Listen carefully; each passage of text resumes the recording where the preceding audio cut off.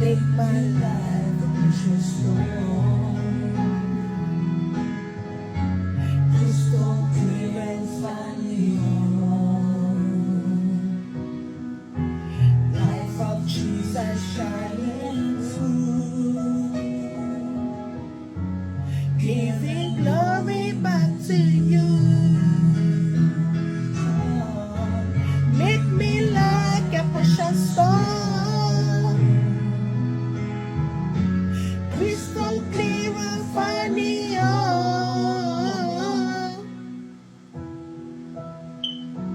Life of Jesus shining through,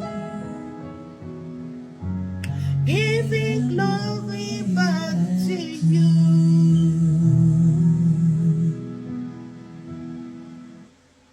Okay.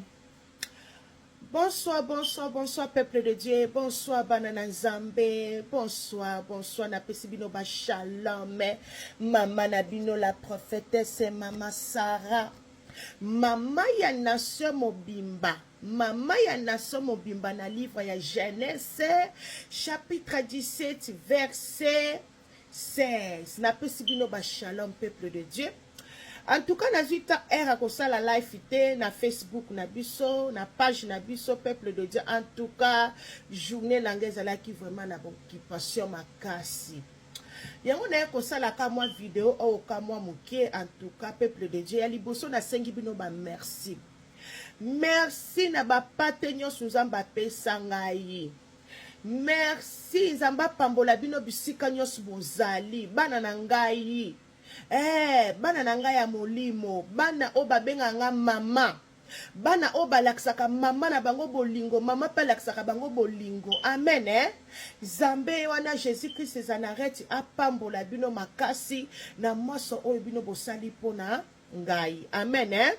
Merci vraiment ba misusu ba cadeau utaki ba place misusu ba misusu ba nanga misusu molimo ba yaki na ndako ba ekotika tuka ba ekotikela mama na bango ba cadeau.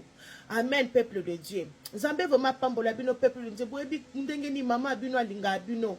Boyebi ndenge nini la prophétesse maman Sarah alinga kabino peuple de Dieu na kumisi Nzambe, c'est parce que na étape très difficile na kati na ministère oyo peuple de Dieu bozalaka toujours na ngai. En tout cas botianga toujours na mabondeli bo supportaka nga toujours na kati na ministère na biso. Amen peuple de Dieu. Ba conseil o bo pesanga bolingo oyo bolakisaka nga peuple de Dieu na yebite en tout cas moko nga na loba Nzambe.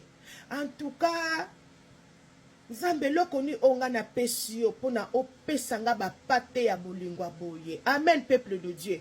Merci toujours de bozana na nini na discipline makasi na kati na ba groupe na biso a WhatsApp na kati na ministère na biso peuple de Dieu. En tout cas Nzambe wana apambola bino makasi. Amen. En tout cas bravo, c'est parce que bozo tambola vraiment na sincérité, bozo tambola vraiment na kobanga Nzambe, na kotosa Nzambe. Amen. Nzamba pambola bino. Amen. Okay, my beloved one, thank you very much for the beautiful messages from my work colleagues, my friends, my families, and my everyone. Everyone. I mean, I don't even know how to express myself. Because, I don't know, they love you just too much. I don't know how to express myself, my beloved one. I mean, I thank the Almighty God. It is only God.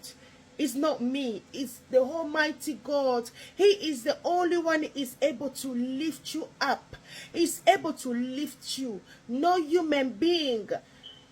Keep on being humble, okay? Humbleness is the key, my beloved ones. If it wasn't for that Almighty God, I will not be who I am today. Amen, my beloved ones. May the Almighty God in heaven bless you all in the name of the Lord Jesus Christ. And may he give you your heart's desires in Jesus' name. May the Almighty God, the God of Abraham, the God of the Lord Jesus Christ of Nazareth, may he answer your prayer. Amen. May divine protection be upon you in the name of the Lord Jesus Christ. Amen, amen, amen. Ok, amen. Ok, peuple de Dieu, sikoyo nalikaka na lobakaka komikitisa eza très important. Ndeni ni tokoki kozala komikitisa eza ka mwa lisese moko ya mokie. Amen, eh? Mwa lisese moko ka ya mokie nakabolango na bino. Vous êtes la peuple de Dieu.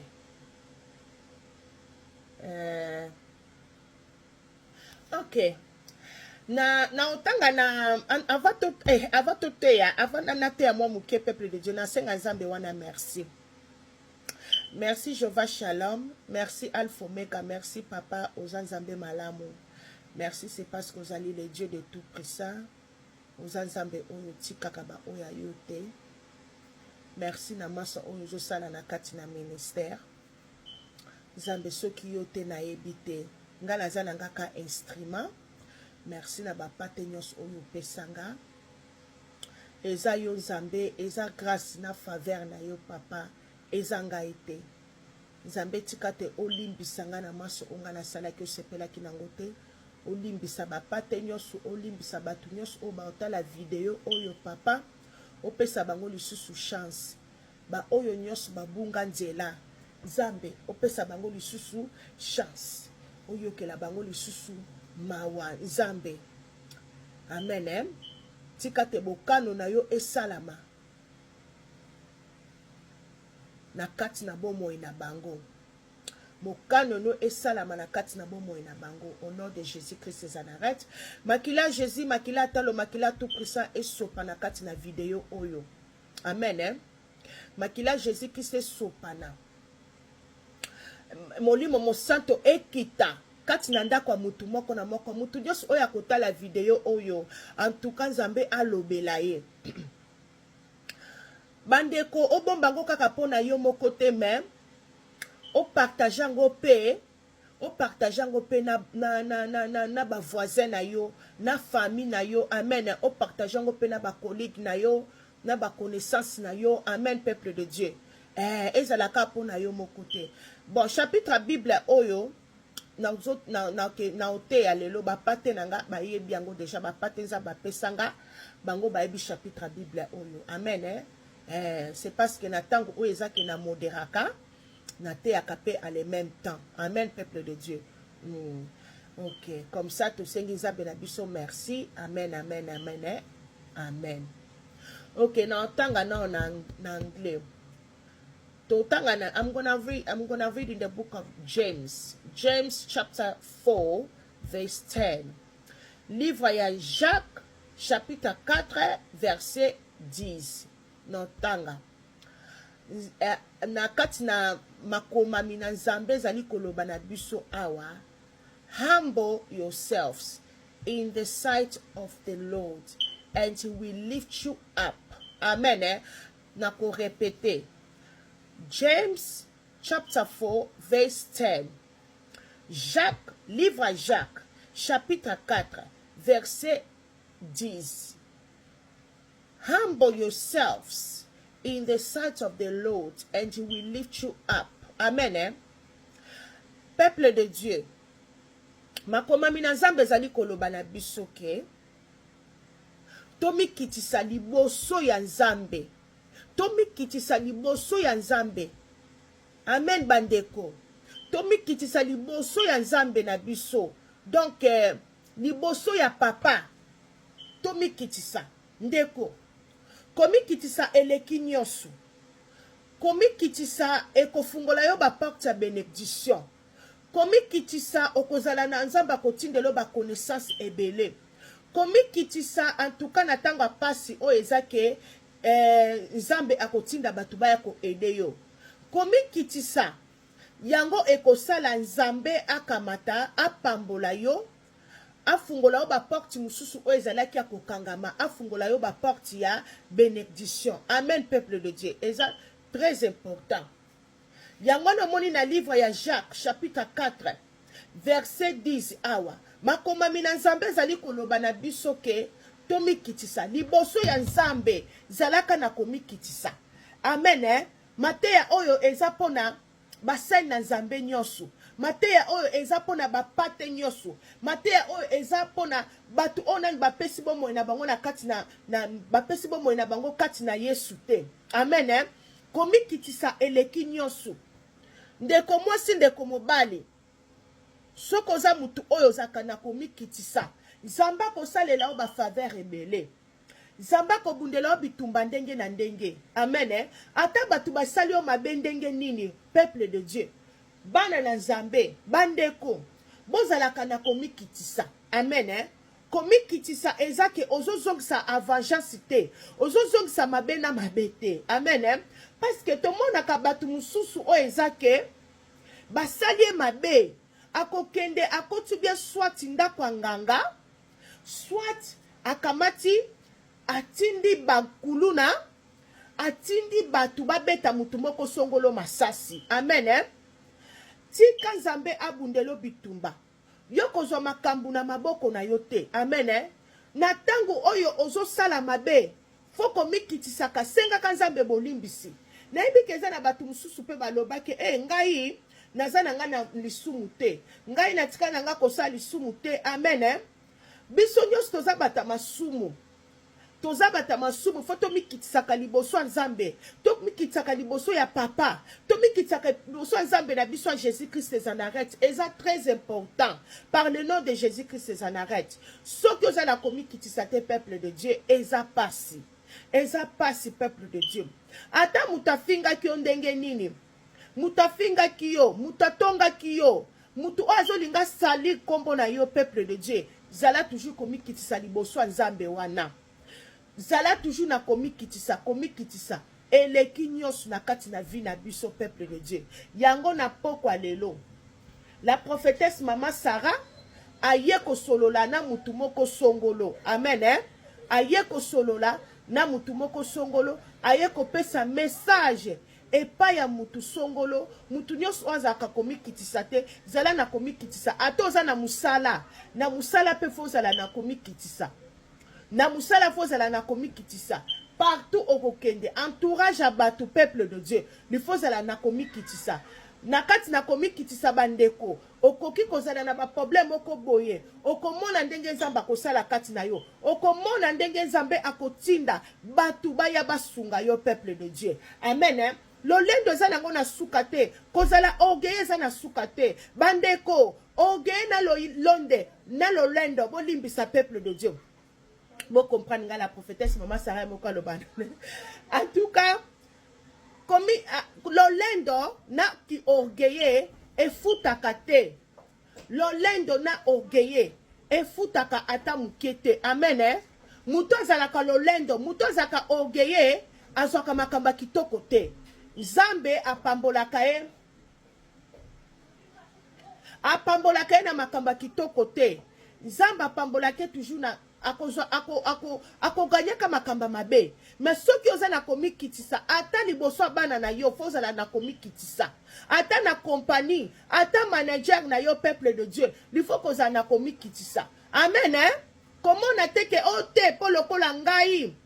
Ye manager wana azanani te, il faut koza na komikitisa. Amen peuple de Dieu. Ata kutu yo mona kake ozo sala makambo ozo sepelisa nzambe liboso ya nzambe wana peuple de Dieu. Il faut toujours kozala na komikitisa. Komikitisa eleki nyosu na kati na vie na biso. Amen peuple de Dieu. Mikitisaka nzamba ko pambola yo, nzamba ko bakisela yo lisusu vie, oko vivre lisusu longtemps. Amen.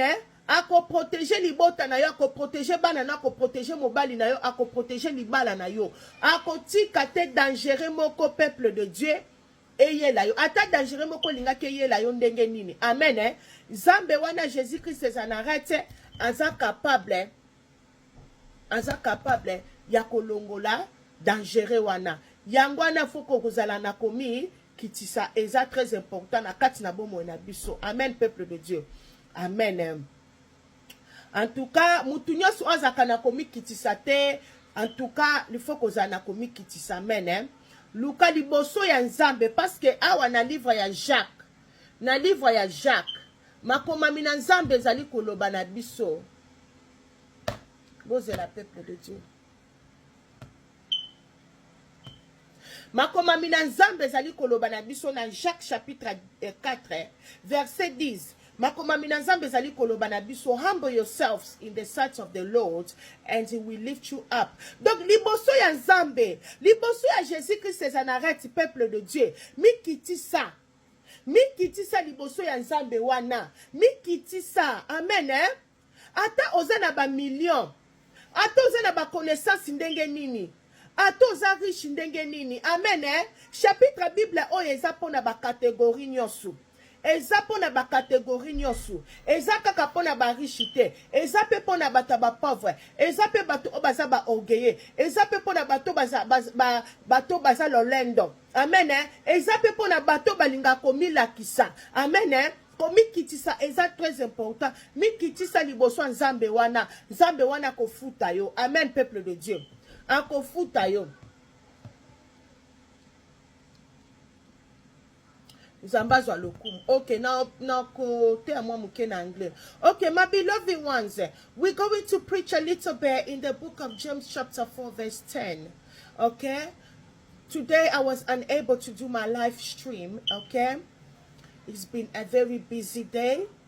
So, and plus it's my birthday. So I said, let me just do a short video for the word of God, okay? Okay, we're going to read in the book of James, chapter 4, verse 10, the word of God, okay? Humble yourselves in the sight of the Lord, and he will lift you up. So this Bible scripture is for everyone. It's for people who are people who are very proud.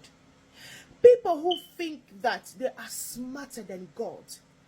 People who think that they think that the whole earth belongs to them. Yes, because we have kind of people like that.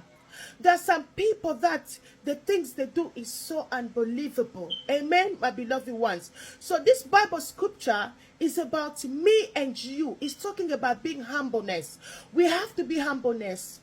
In the sight of the Lord, in the sight of the Almighty God, in the sight of the Lord Jesus Christ of Nazareth, okay? We have to be humbleness. Humbleness is the key, okay? If you are humbleness, it's very good. Humbleness is something is very good, my beloved ones.